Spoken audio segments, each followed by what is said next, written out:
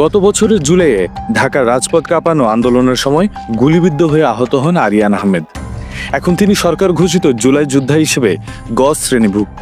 তার জন্য বরাদ্দ হয়েছে এককালীন 1 লাখ টাকা এবং মাসিক 10,000 টাকার ভাতা। অথচ এই আন্দোলনই শুরু হয়েছিল কোটা সংস্কারের দাবিতে। সেই জায়গা থেকেই এখন নতুন করে কোটা চালুর বিতর্ক তৈরি হয়েছে।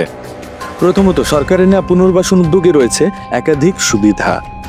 আহতদের শ্রেণীভেদে এককালীন ও মাসিক অর্থ সহায়তা, শহীদ পরিবারদের জন্য সঞ্চয়পত্রে বরাদ্দ এবং ফ্ল্যাট নির্মাণ পরিকল্পনা। এছাড়া সরকার ও আধা সরকারি চাকরিতে অগ্রাধিকার, চিকিৎসায় আজীবন খরচমুক্ত সুবিধা এবং সহজ শর্তে ঋণ দেওয়ার প্রতিশ্রুতি দেওয়া হয়েছে। 2025-26 অর্থ বছরের বাজেটে এই সংক্রান্ত ব্যয় ধরা হয়েছে প্রায় 405 কোটি টাকা, যা আগের বছরের তুলনায় দ্বিগুণেরও বেশি। তবে অন্যদিকে এসব উদ্যোগ নিয়ে শুরু হয়েছে ব্যাপক বিতর্ক।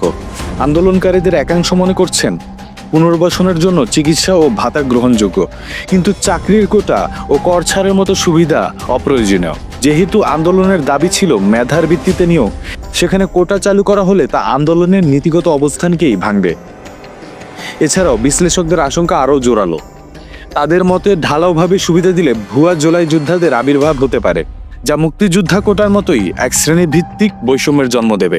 রাজনৈতিক বিশ্লেষক মহিউদ্দিন আহমেদের মতে, জনগণের করের টাকা দিয়ে গুটি কয়েক মানুষের সুবিধা নিশ্চিত করা গণতান্ত্রিক রাষ্ট্রের ন্যায্যতা প্রশ্নবিদ্ধ করে।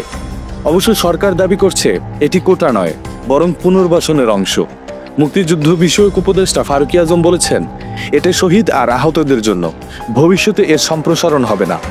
তার ভাষ্য অনুযায়ী এটি মুক্তিযোদ্ধা কোটার মতো প্রজন্মব্যাপী সুবিধা নয়, বরং একটি নির্দিষ্ট সময়ের ঘটনার প্রেক্ষিতে ক্ষতিগ্রস্তদের সহায়তা। সবশেষে প্রশ্ন থেকে যাচ্ছে, যে আন্দোলন কোটা বাতিলের পক্ষে দাঁড়িয়েছিল, সেই আন্দোলনের অংশগ্রহণকারীদের জন্য কোটা সদৃশ সুবিধা কিভাবে যৌক্তিক?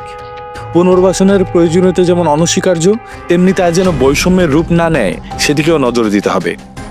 রাষ্ট্রের করদাতারা যেমন দায়বদ্ধ, তেমনি সরকারও দায়বদ্ধ সকল নাগরিকদের প্রতি সমানভাবে।